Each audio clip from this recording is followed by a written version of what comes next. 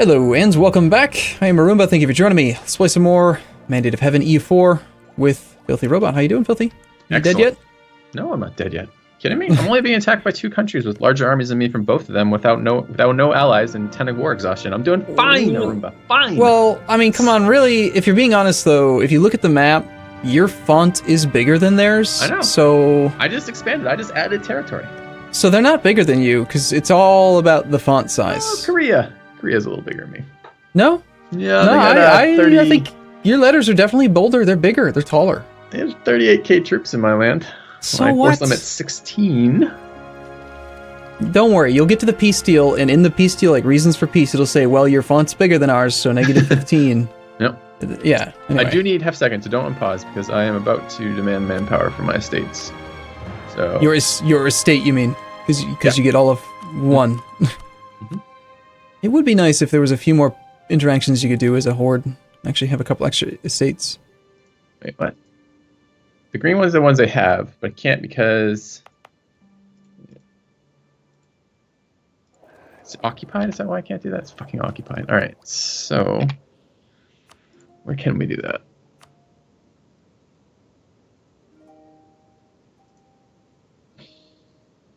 Influence is 70.5%. Is that 70% where the bad shit starts happening with estate interactions? I know No, it's 80. No, I know it's 80 when it starts trending up disasters, but there's a point where they start getting pop-ups that increase autonomy, or not autonomy, increase the influence of the estate. I think that's at 70, right? No, those are all the time. There's it's a 2, 3, or 5. There's a 5-year pulse event for estates that can raise or lower estates in general. There's no guarantee it's going to be higher or lower. It's just I think every one of my 5 years. At one point told me if I was over 70 influence. No? Okay. No, the only reason they would say that is because if you put yourself intentionally at 70, you are running the risk that the next 5-year pulse event for estates interaction could be a bad one, and you're putting yourself into a disaster range. But in that case, all you do is just revoke 1 province. Yep. Okay, I am good to go if you are. Yeah, go ahead.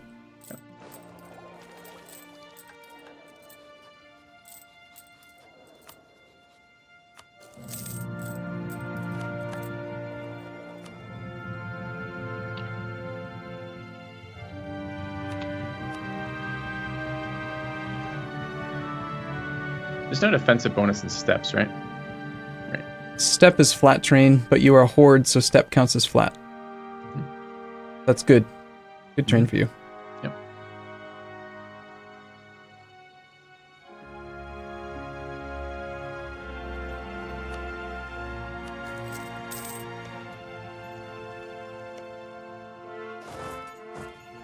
Wow, this is interesting. Aithai is actually just straight up attaching to me and just ignoring everything else. Which is good, because I actually have 50% participation in this war because he's not really doing anything. Working out into my benefit.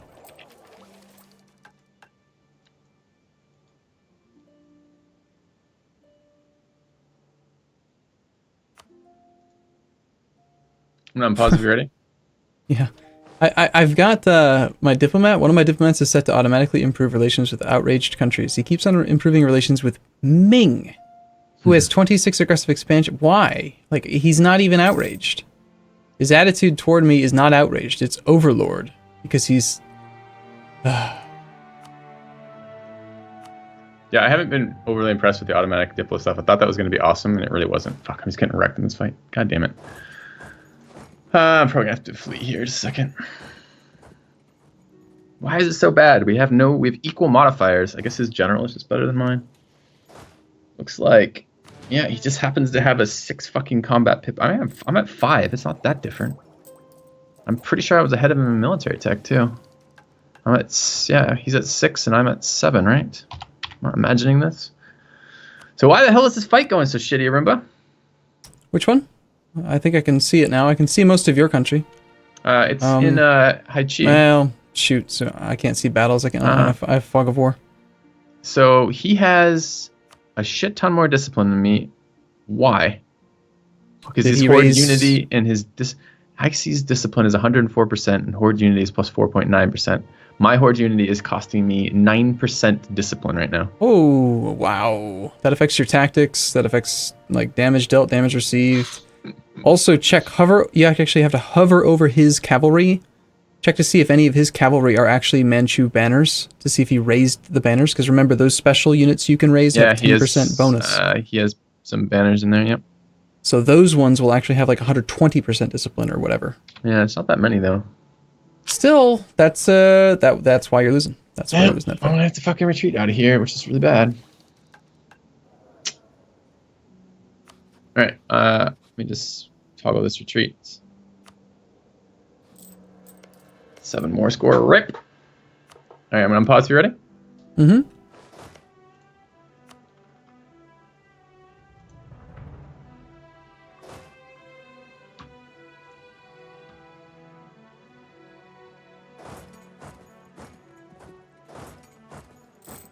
And I still have absolutely like none manpower. And this attrition, man. The attrition in Asia, in like everything in this region, is just so crazy. 3%, just base attrition when you do a siege because of tropical.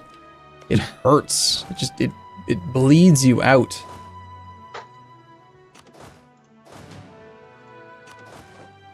No way they're gonna take this, right? I give them just a little bit of something. They want territory. Let's give them money instead now. Well, how about I annul some treaties?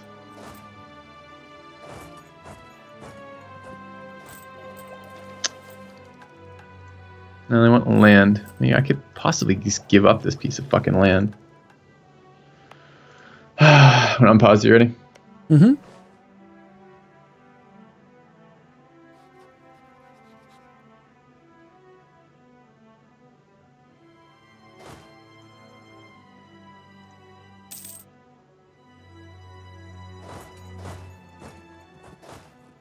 I can't even afford to do this siege anymore. I don't have the manpower available at the moment to actually even do it. Oh wow, Ming adventurers gain general with 40 tradition. I'm gonna need to pause for a second because I'm gonna go over my general limit. He is a 332. That's a very good leader for me right now. Sweet. I think we get rid of the 012 then. Sorry, dude, you're fired. Binyakianbori execution. Okay. He did. So what do you think is worse? 25. So, okay. What is the horde negative for being in non-flat terrain? It's 25% of what? 25% shock damage penalty to all units. What do you think is better? +1 pip or 25% reduction in shock damage? So if I'm defender in woods, is it worse or better than fighting on flat terrain as horde? Are most of your units cavalry or infantry? Yeah, almost all of them are cavalry. That might be part of the reason why you have no money, by the way. You realize they do cost tons more. It's not a thing though. It's because the banners that I raise are cavalry, so I can't do anything about that. And the ones the state give me are cavalry, so I can't do anything about that either. It's not like I'm training cavalry. It's just those are the ones that I can get given to me, so those are the ones I have to use. I see. It's too bad you can't sell them someone else. You know, you could try doing that. You could. Hey, there's an idea. What if you did later on? I know you're suffering a current disaster, but what if you did condottieri and you used your condottieri to loot? Wouldn't that give you horde unity? I don't know. It should. I know the money goes to your coffers when you loot with condottieri, so that might actually be a way to get your money back. It's definitely an interesting idea. Sorry, so back to the question at hand. Shock damage with mostly cav, your multipliers should be like skewed way in favor of cavalry still, right? Like mine are 1.2 on cavalry damage and 0 in the fire phase. Yep. And if you have like no infantry, then I would definitely not take the shock penalty. I would fight in flat terrain. Okay. Well, I'm gonna have that option right now. Let's just take a look. Oh, I do. That's just if it were me. I mean, I'm. Okay, I'm gonna pause if you're ready. Because you're taking. Do you have the same as me? I have a 1.2 cavalry shock multiplier right now. But I'm on tech 7. Yep, I am too. Okay, good. So if you're in flat terrain, then you go from 1.2 times 1.25. Yep. But if you're on the defensive terrain, you go from 1.2 times 0.75. So it's it's a huge 66% actual swing in overall shock damage, going from 0.75 to 1.25. And what is the swing in adding 1 shock pip? 1 shock pip? That's like having a general with an extra shock pip on him. That's which does what for terms of actual shock damage?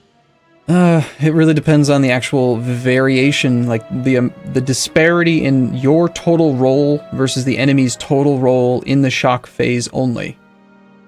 So like if you roll a 10 and they roll a 6, then the 10 determines the total amount of damage you inflict in that phase for those 3 days. But like if you roll like a 3 versus a 0, it's still better that you rolled better than they did, but you're still gonna inflict damage based on the total number of roll like value that you rolled.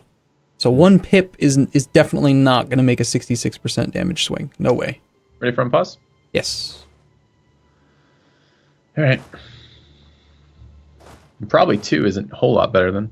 I mean, if it's as much as that.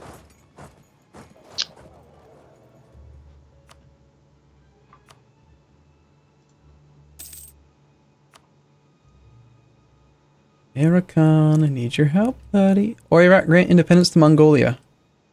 Oirat also cedes a bunch of land to Mongolia, a lot. You need to very quickly become friends with him before he decides. I'm just saying, if he rivals you, you're in a lot of trouble. I mean, I might just have to accept pieces that I don't want here.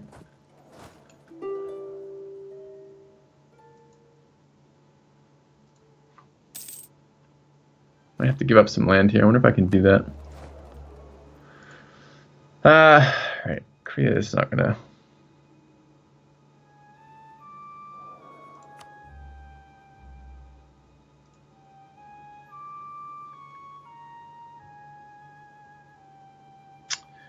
War score, length of war, relative strength of alliances, making gains.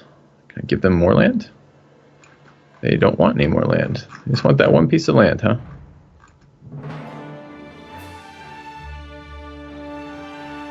Or they want me to concede defeat. See, I don't have a lot of experience in looking through the Lost War menu here. I know what you mean. That one's it's kind of tricky. They want me to release nations? They do not. They don't want me to run in rivalries. So all they want, these pluses and minuses, oh, they do. They want me to return. Oh, fuck you. You gotta be kidding me.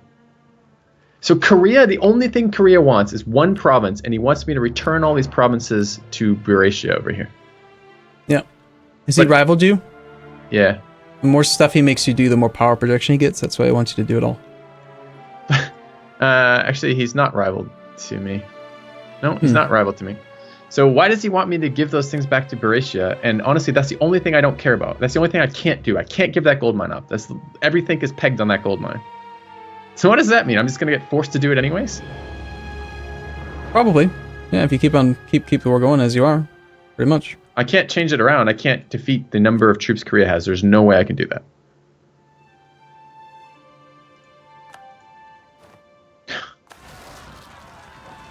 I'm not sure. All right. When you're in a lose-lose position, I think you just gotta try to find the best way out. I mean, this happened in our other campaign. You remember the nonsense I went through with like France? Sometimes you just gotta just let it happen. It didn't affect me. But I can't give up the gold mine though. I can give up other stuff. I'm fine to do that actually, but I can't give up the gold mine. Try.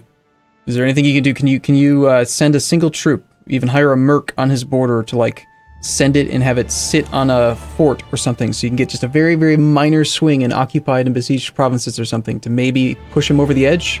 How close is he to accepting a deal you would be willing to accept? Not at all. Does he have any temporary modifiers like making gains? Yeah, he does. Okay, so like I think it's like 2 or 3 months after he's stopped making a significant swing in war score, that modifier will go away. Do you think in those 2 or 3 months that the making gains reasons for peace will be less than the total war score increase he'll gain from occupying more land? No. I think he'll gain more from occupying more land. So why... Okay, another question for you then. It says wants other concessions in gold minus 1,000, but I'm giving him other concessions in gold. I'm giving him land and returning 2 cores. Why does it still have the wants other concessions other than gold? Because gold is the only... It's the very last consideration that he'll take. So you've got to offer him everything else. I have offered him... No, I haven't offered him everything else, but I've offered him land and... That's the problem. That's the problem. There's something else other than gold that he wants. Oh. He literally is going to make me give back the capital province. Of course. He wants to hurt you. He wants to... he gets prestige out of it. He doesn't. He's not rival to me. I know, he's not going to get the power projection. You told me he's not your rival, but Yeah, he's like he'll get prestige, so he's going to try to make you do it. Can you offer to make yourself the vassal of Haichi right now?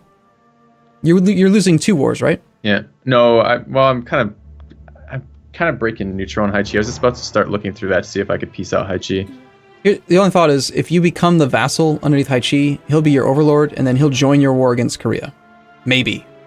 As like a loss, you mean? How do I get out of being a vassal again? You just rebel. In a few years, you just declare independence. You'll obviously be stronger than Haichi. Like, temporarily, you're weaker than he is, I don't think Haichi and myself combined can beat Korea. Well, then don't attack Korea yet. Well, isn't Korea still going to be at war with me when I... Oh, you mean right this moment? You don't think you can... Yeah. Even if you had Haichi's support? I don't think so. So where is it? I can't become a vassal. Because it's more than 100% war score. It's 109%. You're too big to even be allowed to give something like that up. I don't know, man. All right. I mean, these are good suggestions. I just can't give up the fucking gold mine. If I moved my capital only to the gold mine province, I think I'd be in a better spot than I was if I kept all the rest of my land combined. Have you even cored the gold mine yet? You couldn't have. There's no way. I'm like 50%, 42.3% coring it. What's your truce timer with Buryatia? Let's take a look. A bunch of years still. Is the gold mine occupied? Years. Like, is it occupied already? No. And you haven't cored it, or you're in the process of coring it. Yeah. If it were me, I would raise the gold mine, accept the peace deal, take it back in 5 years. I can't take it back in 5 years because I have a 12-year peace timer with Buryatia. Oh, right. I wasn't actually comprehending that part. Well, he'll pick up an ally and then just attack him again anyway. I don't know. Or you have to wait 12 years. But, like, there's no good way out. Sometimes you just gotta roll with punches or something. He can demand that land back even though it's not occupied too, can he? Only because he's using return core. Yeah. He couldn't demand it for himself because it's outside the coring range and because it's not like... Can't believe he wants to fucking demand. Like, he can't just take land. It has to be give up the gold mine. What a prick. All right. What about... There's another column. Is he interested in making you annul your rivalries? Because that's worth a lot of war score. I only have one rival because... Is he interested in it? Let's go take a look. I think not. I think I looked at that. Release nation, annul treaties. No, he doesn't give a fuck about end rivalry. And you're sure, like with a clear offer, click the clear offer button, that's definitely not green? Yeah. At all? Yeah, it's just red. It's just the red down fist, right? Yeah. Damn. No, damn, he's set in his ways. He thinks he's got you beat, and he's right. Yep. So he wants what he wants. Pause time, huh? Yeah. That's great. That's real good. So I need something else to change. I need Korea to be pressured by somebody else.